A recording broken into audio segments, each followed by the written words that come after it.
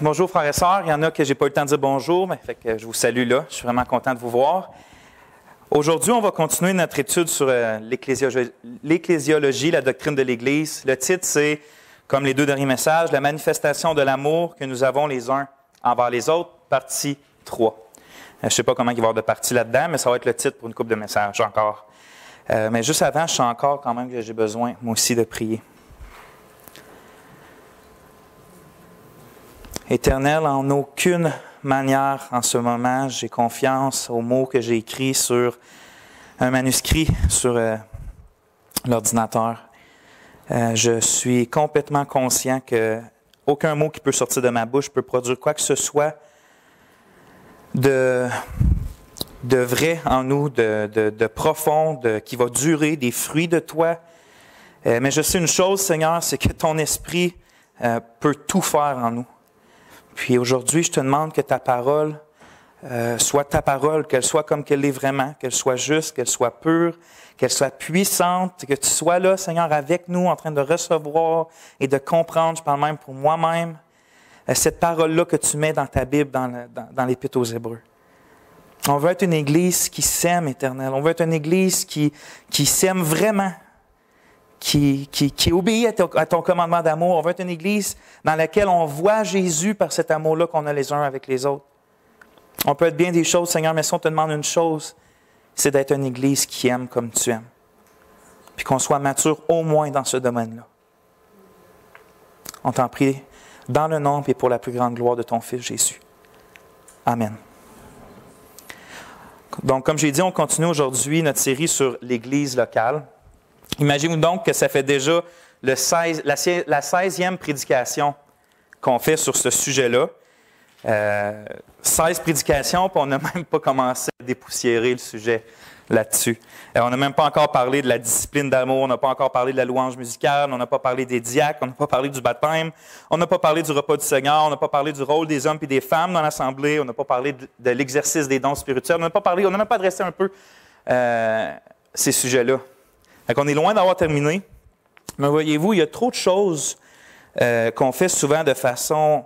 Il n'y a pas assez de choses qu'on fait de façon intentionnelle.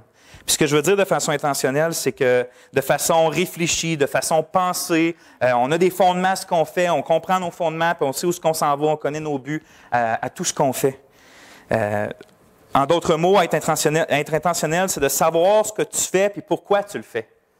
Puis pas juste de le faire parce que je l'ai tout le temps fait, par automatique. Pour généraliser, on dirait que parfois qu'on peut passer 40 ans à aller au culte du dimanche matin sans jamais s'arrêter une seconde puis d'étudier la Bible pour dire pourquoi je fais les choses que je fais à l'Église ou pourquoi eux, ils font les choses différentes de moi puis ils le font. Est-ce que c'est eux mieux? Est-ce que eux, c'est mieux? Est-ce que c'est pas grave si on fait là-dessus différent? Est-ce que c'est bien comment je le fais là puis je dois persévérer là-dedans? Rarement, on s'arrête pour se poser des questions comme ça. Puis ça, c'est par rapport à l'Église, mais ça peut avoir rapport à comment je fais mon travail, à comment que j'élève ma famille, ou des choses comme ça, la manière que je prie. Des choses où que, juste de s'arrêter et de dire, bon, OK, ça fait 8 ans que je fais ça de même, mais je me suis jamais vraiment arrêté à réfléchir là-dessus, pourquoi je le fais comme ça, puis comment je devrais le faire. C'est important de ne pas juste suivre un courant, même si par grâce, des fois, Dieu nous amène dans un courant qui va dans la bonne direction. Des fois, on fait juste suivre un courant, puis ça la donne, par la grâce de Dieu, qu'on est dans le bon courant. Mais il ne faut pas juste quand même suivre un courant. Il faut être intentionnel dans tout ce qu'on fait. C'est pourquoi cette série-là sur la doctrine de l'Église, je la trouve, on devrait toute la trouver aussi nécessaire, parce qu'on prend enfin le temps de s'arrêter un peu, puis à la place de s'activer rapidement pour mettre en place le nouveau programme évangélique pour remplir nos églises, au lieu de devenir, là, dans 2 semaines, la super nouvelle Église 2019 contemporaine, au lieu de faire ça, là, on s'arrête un peu, on s'humilie, puis on dit tout ensemble, « Ô Dieu, nous venons devant toi et nous reconnaissons que nous ne savons pas comment être Église selon ta volonté. » Nous, le sait pas. Que ton esprit nous enseigne par ta parole et que ton esprit nous transforme selon ta parole pour la gloire du Seigneur Jésus. Oui, nous, on est des insensés, mais toi, tu es le seul sage. Enseigne-nous, Seigneur, comment tu veux que ton Église soit selon ta parole et par ton esprit. Amen. On a vu jusqu'à maintenant des choses comme c'est qui l'Église. On a vu que son but ultime, c'est de glorifier Dieu. On a vu qu'elle est centrée sur Jésus-Christ, qu'elle est centrée sur sa parole. On a vu que l'Église est créée, douée, fortifiée, remplie par l'Esprit Saint. On a vu qu'elle prend part à la mission de Jésus-Christ. On a aussi vu des sujets comme les pasteurs. Au début, on a commencé par ça parce que c'était quelque chose qu'on vivait concrètement. Puis depuis quelques messages, on a commencé à parler du membership. Tout ce qui est lié à l'adhésion de l'Église locale, puis par rapport aux membres. Toute question qui est liée à ça. Puis c'est justement ce qu'on continue de faire aujourd'hui. Est-ce que vous êtes capable, parce que ça fait quand même une couple de messages qu'on n'a pas parlé de tout ça, est-ce que vous êtes capable de vous souvenir avec quoi on peut résumer, comment on peut résumer tout ce que le Nouveau Testament dit sur les engagements qu'on doit avoir les uns envers les autres dans le contexte de l'Église locale? Comment on peut résumer ça? Est-ce que vous êtes capable de vous en souvenir? 1 Jean 4,11 dit « Bien-aimés, si Dieu nous aimait ainsi, nous aussi nous devons nous aimer l'un l'autre. » L'amour véritable, c'est la plus grande des vertus chrétiennes. Il est le reflet ou un reflet de la nature même de Dieu. C'est écrit en 1 Jean 4,8, Dieu est amour. Comme des fois, c'est écrit Dieu est saint, saint, saint. Dieu est juste. Dieu est amour. C'est un reflet de sa personne. L'amour, c'est l'une des preuves les plus évidentes que quelqu'un est vraiment né de Dieu, puis que sa confession, ce qu'il dit par sa bouche, c'est pas simplement des mots, mais c'est vrai. Quand tu vois quelqu'un aimé comme Christ aime, tu le sais qu'il est né de Dieu. Au contraire, par exemple, quand quelqu'un n'aime pas comme Christ aime, tu as de quoi sérieusement douter si l'amour de Dieu est vraiment dans son cœur. C'est toutes des choses qu'on a vues. On peut se le répéter 100 fois par jour s'il le faut. C'est important que ça rentre dans notre tête. Sans l'amour, frères et sœurs, on n'est juste rien du tout. On va se le répéter. Sans l'amour, on n'est rien du tout. 1 Corinthiens 13. Tout ce qu'on fait, c'est vain. On est des coquilles vides, c'est rien, c'est tout vain. Ça ne glorifie pas Dieu. On fait des œuvres de vanité, même si c'est des belles œuvres extérieurement. Sans l'amour, on n'est rien pantoute. On fait du bruit et on déplace de l'air. C'est pourquoi qu'être membre d'une église locale, c'est pas juste une option. Ah, je peux ou je peux pas. C'est important ou c'est peut-être moins important. C'est pas juste une option parce que l'obéissance à l'engagement de s'aimer les uns envers les autres, c'est pas une option. Tu peux pas choisir, ah, je vais aimer mes frères ou je les aimerai pas. C'est une obligation dans la parole de Dieu de nous aimer les uns les autres. C'est pour ça que c'est pas une option de devenir membre d'une église locale, parce que c'est là le contexte que Dieu a donné dans lequel on va exercer, qu'on va pratiquer, qu'on va grandir, qu'on va planter puis qu'on va se relever dans ça, dans l'amour, les uns qu'on a envers les autres. C'est ça que ça va être, donc, l'engagement de quelqu'un qui veut ou qui va devenir membre de l'Assemblée chrétienne de Rouyn-Noranda, par la grâce que Dieu nous amène là, que ça va être un engagement à activement aimer et grandir dans cet amour-là envers les frères et sœurs. Oui, vraiment que Dieu nous aide à aller là. Qu'on se plante ailleurs, que Dieu nous garde, mais qu'au moins, on persévère à s'aimer les uns les autres. Et notre témoignage va briller, et la gloire de Christ va briller, même si couple d'affaires peut-être qu'on pourrait faire mieux, au moins si on a ça, frères et sœurs. Puis quand vous pensez membership, pensez pas premièrement à signer un papier, pensez pas premièrement à des règles, pensez pas premièrement à la discipline. Quand vous devenez membre d'une église locale, pensez premièrement à aimer, engagement à aimer les frères et les sœurs. Maintenant, on a déjà vu que l'amour que nous avons les uns envers les autres s'exprime de différentes façons. On a vu par la prière. On a vu qu'elle s'exprime en se supportant les uns les autres, en se pardonnant les uns les autres. Puis aujourd'hui, ce qu'on va rajouter de la façon que l'amour s'exprime, c'est qu'aussi, on doit, dans l'amour, s'exhorter les uns les autres.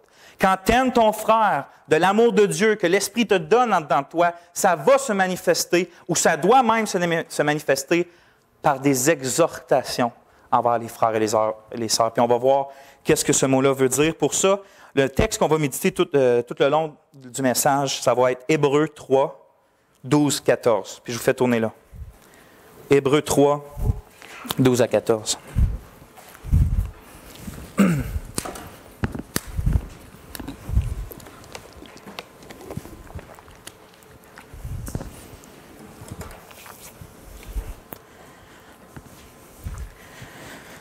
Seigneur, bénis ta parole dans nos cœurs.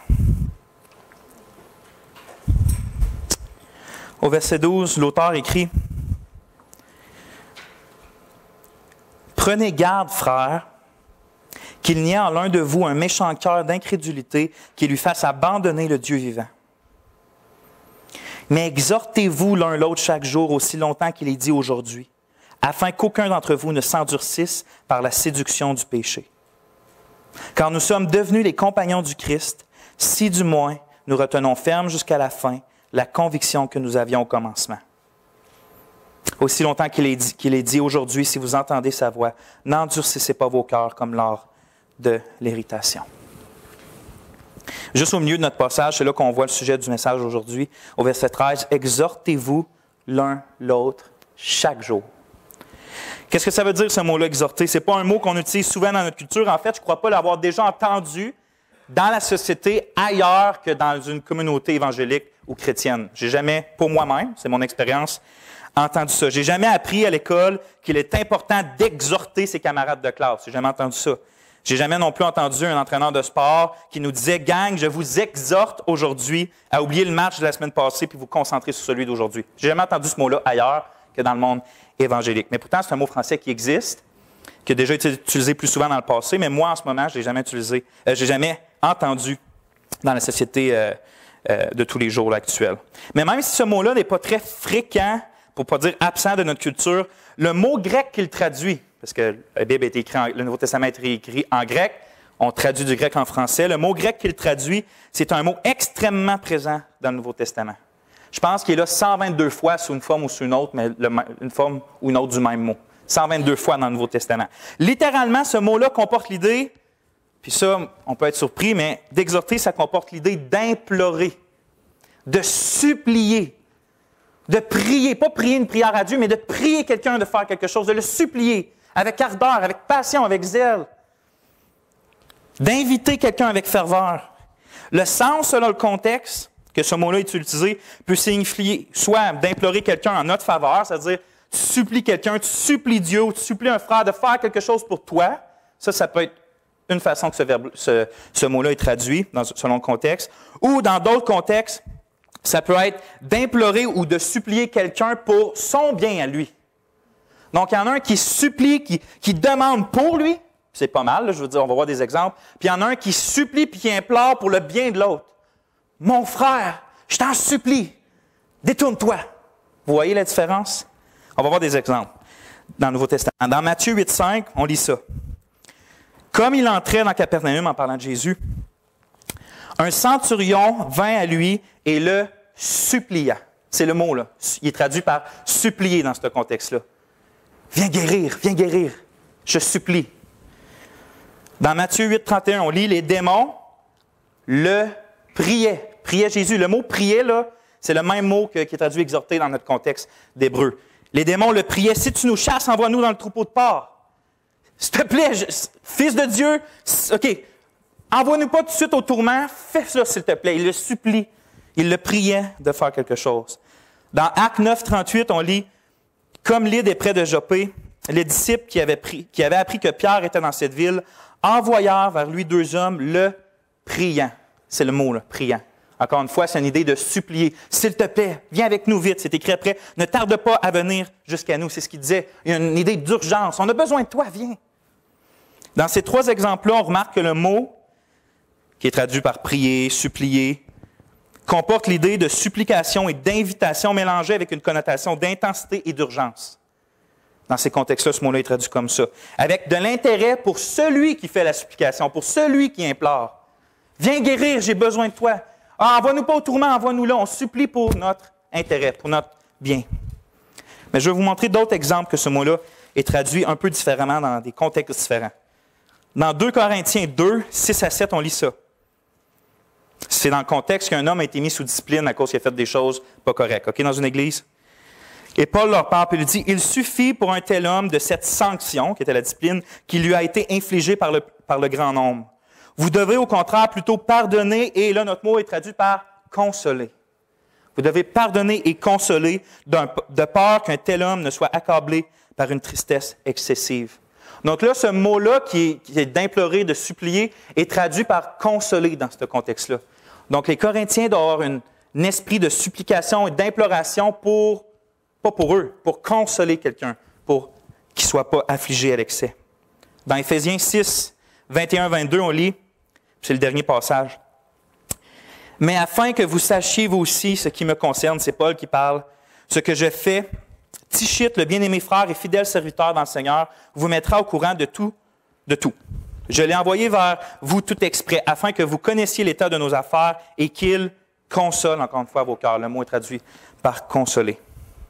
Dans ces deux exemples-là, le mot est maintenant traduit par « consoler », puisque dans le contexte de 2 Corinthiens 2, il s'agit d'encourager quelqu'un d'être trop accablé par la discipline que l'Église lui a faite. Puis dans le deuxième contexte d'Éphésiens, il s'agit de rassurer une Église inquiète de la situation que Paul est en train de vivre en prison. Remarquez que ces deux exemples-là, ce n'est pas ceux qui implorent, qui reçoivent le bienfait. C'est ceux qui sont implorés. C'est ceux qui sont suppliés. Les Corinthiens devaient supplier quelqu'un pour son bien.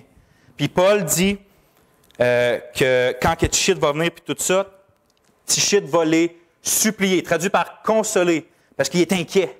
Fait que dépendamment du contexte, on peut voir que ce mot-là est traduit différemment. Mais le mot, dans notre contexte à nous, qui est traduit par exhorter, il est davantage semblable, pas au démon qui supplie Jésus de s'en aller, ni au centurion qui lui demande de guérir, mais c'est davantage semblable à ce que Paul va dire aux Corinthiens ou aux Éphésiens, de faire du bien de façon de supplier leurs frères, de les consoler pour leur bien à eux. L'auteur, dans le fond, dans Hébreu, demande à ses lecteurs de s'implorer mutuellement, de se supplier les uns les autres, dans le sens de s'encourager, de se fortifier avec passion, avec hardiesse. Pas de façon comme « mon frère, tu ferais mieux si tu ferais ça ». Non, l'idée de supplier, là, c'est plus que « mon frère, tu devrais faire ça ». Mon frère, comprends-tu? Je te supplie, je t'implore, écoute ce que j'ai à te dire. C'est important pour ton âme, c'est important pour ta famille, c'est important pour ton travail. Écoute ce que j'ai à te dire, cette espèce de hargne-là de vouloir faire du bien à notre frère ou à notre sœur. C'est là le sens fort qui est derrière l'expression traduite par « exhortez-vous l'un l'autre ». Maintenant, on a répondu à la question « qu'est-ce que le mot « exhorter » veut dire ?» Mais il reste une autre question à répondre, c'est pourquoi l'auteur, qui est inspiré par l'Esprit de Dieu, il choisit ce mot-là précis puis pas un autre? Est-ce que vous posez des fois cette question-là? Pourquoi il a choisi? Il aurait pu prendre, comme en français, en grec, il y a plein de différents mots. Là. Il aurait pu choisir un mot qui n'a pas la connotation d'urgence, mais qui veut dire édifier, consoler. Il a choisi ce mot-là précis, l'auteur, qui est dirigé par l'Esprit de Dieu. Pourquoi il a choisi ce mot-là? Qui demande autant une action immédiate, là, qui est fort comme supplier, implorer. Puis cette réponse-là se trouve évidemment dans le contexte dans lequel l'auteur va utiliser ce mot-là. Mais j'aimerais faire une parenthèse en ce moment pour ça. Je profite de l'occasion pour vous encourager, frères et sœurs, ou vous exhorter à prendre cette habitude-là d'être ancré dans le contexte immédiat lorsque vous voulez interpréter un mot ou que vous voulez interpréter un passage, d'être ancré dans le contexte dans lequel ce mot-là ou ce passage-là est dit. Parce qu'une tendance qu'on est souvent... Quand on fait des méditations, ou que ce soit des prêches ou des petites méditations, il y a une tentation qui peut être là, puis j'ai vu ça souvent, puis je l'ai moi-même vécu, c'est, par exemple, que quelqu'un voudrait faire une méditation sur la nécessité de s'exhorter comme je suis en train de faire. La tendance, ce serait de lire le passage, puis ensuite de ça, lire dans le dictionnaire Larousse ce que s'exhorter veut dire en français, puis après ça, passer les 30 prochaines minutes à faire notre méditation sans jamais revenir dans le contexte dans lequel on a lu le verset. C'est une tendance qui est là. Je veux dire quelque chose aujourd'hui. J'aimerais ça encourager les frères et sœurs à s'exhorter. Quel passage dit le mot exhorter? Celui-là. Regardez les frères, on voit qu'il faut s'exhorter. Mets la Bible de côté. Le dictionnaire Larousse dit ça. Puis on passe les 30 prochaines minutes à parler de d'autres choses que le contexte. C'est pas que tout ce qu'on va dire va être mal. Ça peut être tout vrai. Ce qu'on va voir aujourd'hui, puis j'aimerais ça qu'on fasse l'exercice, puis prenez une attention particulière pour le voir que quand on prend une expression ou un passage ou un mot même particulier dans son contexte, il peut devenir bien plus profond, avoir une connotation bien plus forte pour comprendre, l'auteur, là, il n'a pas pris n'importe quel mot au hasard, il a choisi ces mots. Puis pourquoi il a choisi ce mot-là? Puis on peut découvrir des richesses qu'on n'aurait pas découvertes si on n'aurait pas pris le temps de creuser dans ce puits-là du contexte. C'est ce qu'on va faire maintenant, si Dieu le permet. Je repose donc ma question. Pourquoi l'auteur, inspiré par l'Esprit de Dieu, choisit ce mot-là et pas un autre? Pourquoi choisir un mot avec une connotation si urgente, demandant autant l'action? On va relire le passage aujourd'hui qui est Hébreux 3, 12 à 14. Prenez garde, frères, qu'il n'y ait en l'un de vous un méchant cœur d'incrédulité qui lui fasse abandonner le Dieu vivant. Mais exhortez-vous l'un l'autre chaque jour, aussi longtemps qu'il est dit aujourd'hui, afin qu'aucun d'entre vous ne s'endurcisse par la séduction du péché. Car nous sommes devenus les compagnons du Christ si, du moins, nous retenons ferme jusqu'à la fin la conviction que nous avions au commencement. La première chose qu'on remarque assez clairement, c'est que l'auteur nous dit de nous exhorter les uns les autres à cause du grand danger qui nous guette. Écoutez sa mise en garde. Prenez garde, frères. C'est une mise en garde. Prenez garde qu'il n'y ait en l'un de vous un méchant cœur d'incrédulité qui lui fasse abandonner le Dieu vivant. Avoir un cœur méchant et incrédule au point d'abandonner Dieu, c'est ça le danger qui pousse l'auteur à nous parler d'exhortation dans le contexte de l'Église locale. C'est à cause que ce danger-là est là qu'il va dire, frères, exhortez-vous l'un l'autre chaque jour autant qu'on peut dire aujourd'hui. Il craint que quelques-uns qui font partie de l'Assemblée locale, qui se disent frères, qui confessent le nom du Seigneur Jésus et qui se forment et qui se sont fait baptiser, qu'il y ait en l'un d'eux finalement un cœur, non un cœur régénéré, dans lequel la foi règne, mais plutôt un cœur endurci et incrédule qui finit par lui faire abandonner le seul vrai Dieu. Regardez ce qu'il ajoute ensuite. Après avoir écrit de s'exhorter chaque jour, il va écrire « afin ». Ça veut dire « dans le but de ». Afin qu'aucun d'entre vous ne s'endurcisse par la séduction du péché. Il est en train d'expliquer maintenant le processus du danger d'abandonner Dieu. Que le péché et ses séductions finissent par endurcir notre cœur au point d'être incrédule et de finalement abandonner le Dieu vivant. Maintenant, je sais que ce passage-là en a rendu plusieurs confus. On se pose la question, que quelqu'un qui est sauvé peut finalement rejeter Dieu puis être perdu pour toujours? C'est la question qu'on peut se poser. Puis je comprends. Mais je vais vous montrer dans quelques instants que ce n'est pas ce que ce passage-là enseigne. Mais avant d'arriver là, j'aimerais quand même qu'on s'arrête sur ce qu'on vient juste de lire, ce que l'auteur vient juste de dire. Qu'aucun d'entre vous ne s'endurcisse par la séduction du péché. Ce n'est pas un avertissement hypothétique, là. C'est une vraie mise en garde. Ça devrait sérieusement nous terroriser et nous mettre sur nos gardes sur les conséquences du péché. Le péché, ce n'est pas un jouet. Tu ne peux pas flirter avec la tentation en imaginant qu'il n'y a aucune conséquence qui va t'arriver, là. Ah, je le laisse là un peu dans ma vie, mais tu sais, c'est pas. C'est déjà être séduit, penser comme ça. Puis on tombe tous là, frères et sœurs, à un moment donné ou à un autre. Le livre des Proverbes nous l'enseigne clairement de façon imagée. Quelqu'un mettra-t-il du feu dans son sein sans que ses vêtements s'enflamment? Proverbe 6-7. Alors, on va répondre à cette question-là ensemble. Est-ce que quelqu'un peut prendre de l'essence, s'en verser dessus, puis prendre un briquet pour s'allumer, puis espérer ne pas se brûler dans le processus? Est-ce que c'est possible? Non. C'est de la pure folie, penser ça, hein? Ah, je vais me mettre de l'essence, puis je vais prendre sur mon linge, je vais me prendre quelque chose pour l'allumer, puis mais je ne serai pas brûlé là-dedans.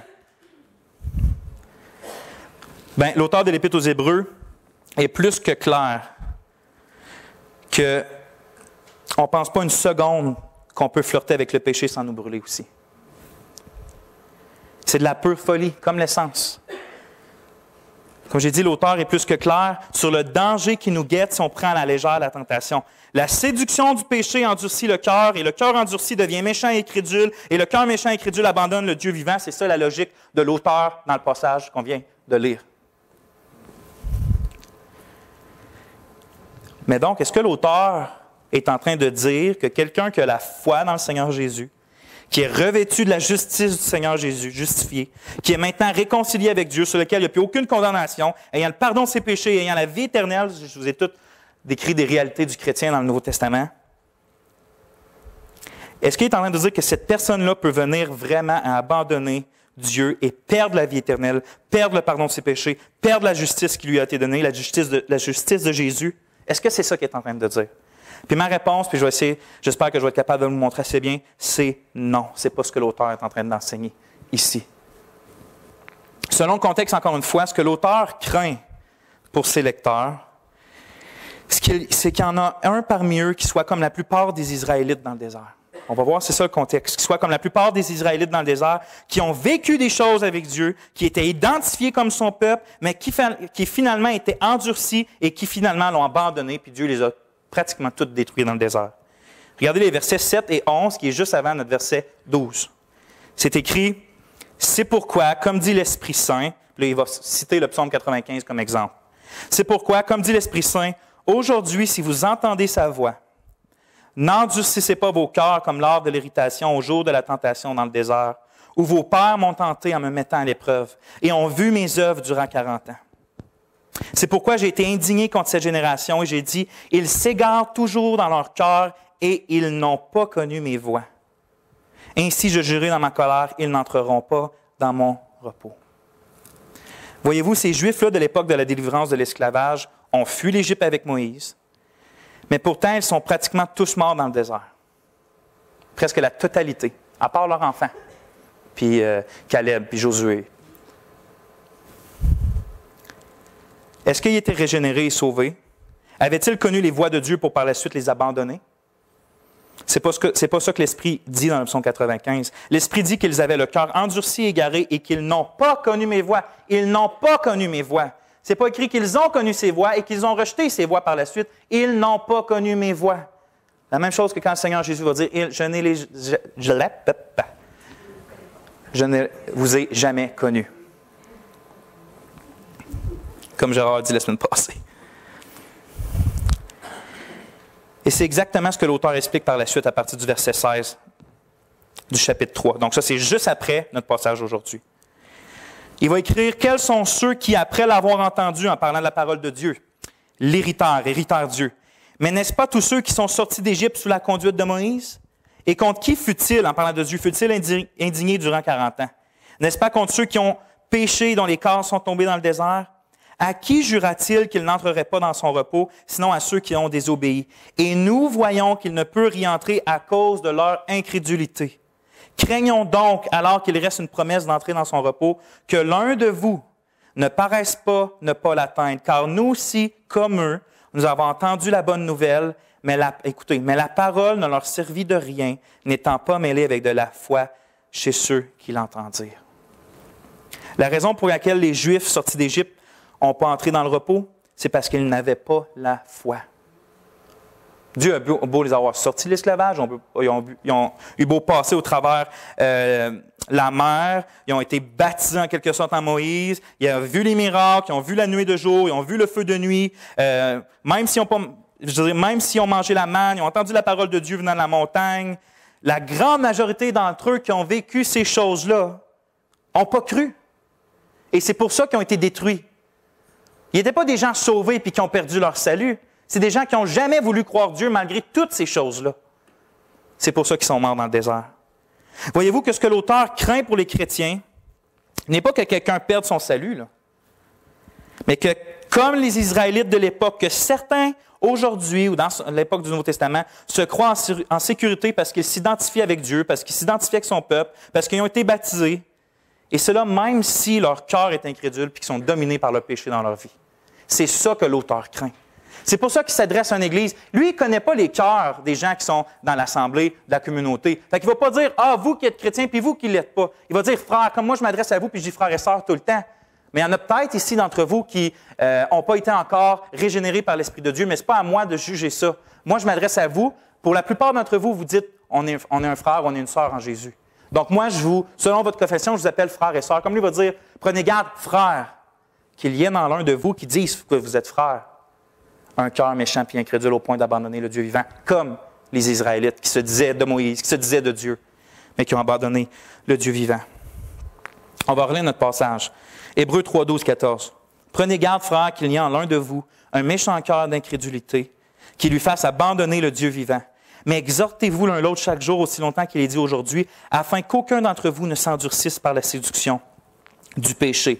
Car, ça c'est important ce mot-là, car, il finit par dire la raison qui met en garde de ne pas être séduit par le péché au point d'être incrédule, au point d'abandonner Dieu, puis la raison de pourquoi il faut s'exhorter l'un l'autre chaque jour. Car nous sommes devenus les compagnons du Christ, si du moins nous retenons ferme jusqu'à la fin la conviction que nous avions au commencement. Là, ici, il ne faut pas lire trop vite parce que c'est très, très important ce qui est écrit. On va prendre le temps de comprendre ce que l'auteur écrit. La raison pour laquelle l'auteur nous exhorte aussi fort est parce que, car, nous sommes devenus. Notez bien le temps de verbe. Il est au passé, c'est important. Il ne dit pas « nous allons devenir ». Il dit « nous sommes devenus ». les compagnons du Christ, qui est, en d'autres mots, nous avons été unis à Christ, on a été sauvés.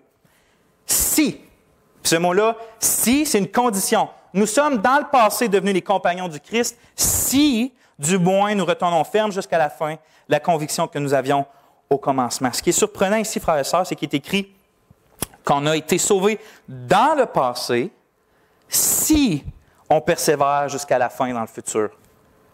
La preuve ultime qu'on a été sauvés dans le passé, c'est pas parce que j'ai fait une prière il y a environ 10 ans, c'est pas parce que je fais présentement partie d'une église, c'est pas parce que je me dis chrétien, c'est pas parce que j'ai eu des expériences dans les dernières années. La preuve ultime que j'ai été sauvé il y a 8 ou 10 ans, c'est que je persévère encore aujourd'hui dans la foi puis que je vais persévérer pour le reste de ma vie dans la foi. Si je ne persévère pas jusqu'à la fin dans la foi, est-ce que ça veut dire que j'ai perdu mon salut? On va le voir selon le verset 14 qu'on vient juste de lire. Il est écrit que nous sommes devenus les compagnons du Christ, si du moins nous retenons ferme jusqu'à la fin. Donc, regardez la structure de cette phrase. Si je ne retiens pas ferme jusqu'à la fin, je rajoute un pas. Si je ne retiens pas ferme jusqu'à la fin, qu'est-ce que ça veut dire?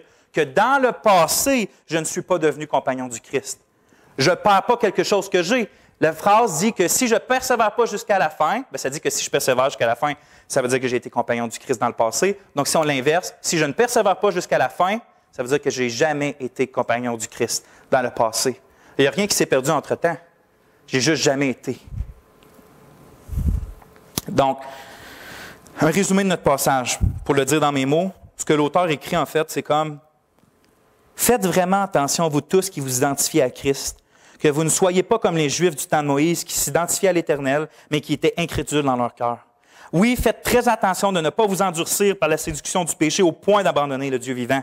C'est pourquoi exhortez-vous chaque jour, car ce sont ceux qui tiennent ferme la foi jusqu'à la fin qui ont réellement été sauvés. » Si on paraphrase ce que l'auteur dit, c'est comme ça qu'on pourrait le dire. Puis je crois maintenant qu'on est plus en mesure de comprendre pourquoi l'auteur nous commande de nous exhorter les uns les autres chaque jour dans le contexte de la communauté chrétienne. La séduction du péché est toujours forte. La séduction du péché est toujours présente. Le danger nous guette tous, frères et sœurs. La tentation s'endort avec nous, elle se réveille avec nous. Quand tu conduis, elle est là. Quand que tu t'entraînes au gym, elle est là. Même en ce moment, pour chacun d'entre nous, la tentation est toujours présente. La séduction du péché est toujours là. Jusqu'à la mort, le péché va cogner à ta porte, à ma porte. Jusqu'à ta mort, le péché va tenter de te séduire en te soufflant à l'oreille que ses promesses sont plus succulentes et plus sécurisantes et plus satisfaisantes que les promesses de Dieu. Parce que c'est comme ça que le péché fonctionne. Il te dit, Dieu, il dit de ne pas rechercher trop, il dit de ne pas faire des choses au noir, puis de ne pas mentir là, puis de ne pas dire ça parce que c'est un mensonge, puis il n'aime pas ça, mais il va prendre soin de toi, inquiète-toi pas, tu vas manquer de rien. Le péché dit, pour moi, tu vas manquer de quelque chose. Fais ça à la place, tu vas être bien plus en sécurité. Le péché promet toujours quelque chose qui se montre supérieur à ce que Dieu promet. C'est comme ça qu'il réussit à nous séduire, à nous tenter, à nous amorcer par des promesses. C'est pour ça que c'est dit justement qu'il séduit. Donc, la tentation, elle ne prend pas de congé. C'est pourquoi on doit toujours persévérer jusqu'à notre mort ou jusqu'à temps que le Seigneur revienne. Et l'un des moyens les plus efficaces que Dieu ait donné à son Église pour lui permettre de tenir ferme contre la séduction du péché, puis ça jusqu'à la fin, c'est quoi? C'est une communauté chrétienne qui s'est amassée pour s'exhorter à se confier dans les promesses de Dieu au lieu de se confier dans les promesses et les tentations du péché. Ça, c'est un moyen les plus puissants que Dieu a donné pour que toi et moi, on persévère jusqu'à la fin. Joins-toi à une Église qui s'aime au point d'être capable de s'exhorter et de s'encourager dans les promesses de Dieu. Autrement dit, frères et sœurs, notre persévérance là, jusqu'à la fin, c'est une œuvre communautaire. C'est en gang que ça se fait. C'est en gang qu'on court jusqu'à la fin, pas tout seul. Et combien Dieu, je trouve, qui est sage et bon dans ces plans-là, le plan de Dieu pour la vie de ses précieux enfants n'est jamais, puis je répète, jamais qu'il soit seul à se battre, qu'il soit seul à marcher, qu'il soit seul à courir. Savez-vous, c'est quoi la première conséquence de quelqu'un qui est séduit par le péché? Il ne sait pas qu'il est séduit par le péché. C'est la première chose qui arrive. Tu ne le sais pas quand tu es séduit parce que tu es séduit. Tes yeux sont voilés, tu ne vois pas la vérité, tu ne vois pas ce qui est le plus succulent. Tu crois le mensonge. C'est si fort qu'il peut être aveuglé qu'il peut croire dans son cœur, vraiment de tout son cœur, à être dans la bonne voie, de même faire la volonté de Dieu, puis pourtant être complètement dans l'erreur, être complètement séduit. Puis la plupart du temps, c'est justement ce qui arrive à ceux qui croient, qui n'ont pas à faire partie officiellement d'une communauté de croyants, d'une communauté de chrétiens. C'était même fréquent dans le temps de l'Épître aux Hébreux. Écoutez ce que l'auteur va dire au chapitre 10, dans un passage qui ressemble au nôtre. Il dit au verset 23-25, je vais attendre que vous tourniez si vous voulez. Chapitre 10, 23-25. Retenons la confession de notre espérance sans chanceler, car celui qui a promis est fidèle. Et veillons les uns sur les autres pour nous stimuler à l'amour et aux bonnes œuvres, n'abandonnant pas le rassemblement de nous-mêmes, comme certains ont l'habitude de faire, mais nous exhortant l'un l'autre, et cela d'autant plus que vous voyez le jour approcher. Devenir membre d'une Église locale selon Dieu, c'est d'entrer dans la sécurité qu'offre l'amour de Dieu qui agit au travers de ses enfants, pour notre bien, pour leur bien. C'est pure folie que de penser qu'on peut vaincre le péché tout seul. C'est pure folie. C'est idiot de penser comme ça. C'est insensé. On n'est pas été fait, Dieu ne nous a pas équipés pour être tout seul, sinon il l'aurait fait comme ça. Il nous a équipés pour qu'on soit un, puis qu'on dépende les uns des autres, puis qu'ainsi on représente son amour aux yeux du monde. Il nous a équipés pour qu'on ait constamment besoin les uns des autres. Surtout dans le domaine de l'exhortation. Celui qui pense qu'il peut être seul, il est déjà séduit. Dieu a pourvu à des frères et des sœurs qui s'exhorteront lorsque l'un en aura besoin. Et quand l'un va être faible, les autres vont être forts. Quand les autres vont être faibles, c'est eux qui vont être forts. Et je veux mentionner que l'exhortation puis la réprimande sont deux choses différentes. La réprimande est plus négative.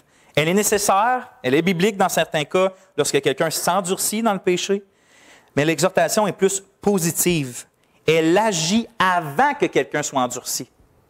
Elle s'arrange pour que quelqu'un ne se rende pas au point qu'il a besoin d'être repris, qu'il a besoin d'être réprimandé.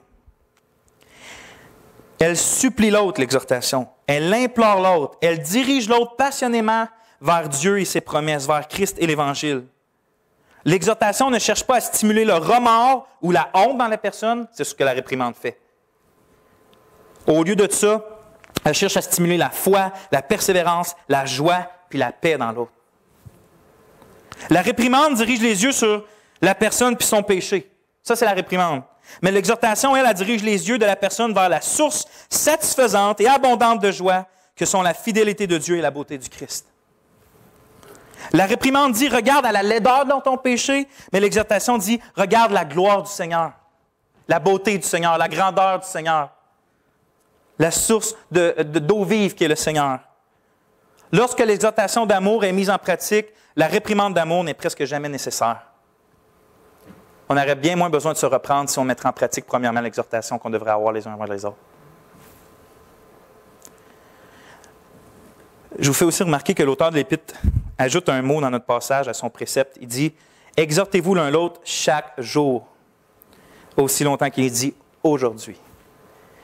Par ces paroles-là, il semble évident que dans son esprit, du moins à lui, la communauté chrétienne, comme elle doit l'être, ne se résume pas à se rencontrer officiellement une fois par semaine pour chanter des chants, pour écouter un prédicateur, pour prier ensemble. Ça amène à ça. C'est bon, on le voit partout dans le Nouveau Testament.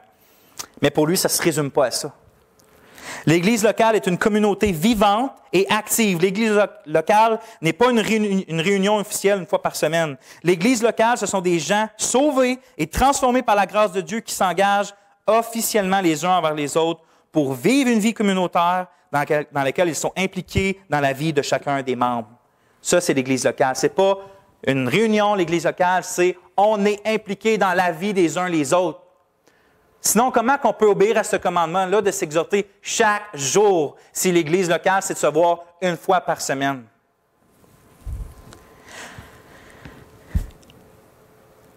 De s'exhorter chaque jour, ça ne veut pas dire que des réunions officielles sont faites chaque jour, mais ça implique que dans la pensée de l'auteur, il n'y a rien de plus normal que de côtoyer des chrétiens chaque jour, de développer des relations authentiques et véritables avec des chrétiens au point de pouvoir s'aimer et s'exhorter les uns les autres.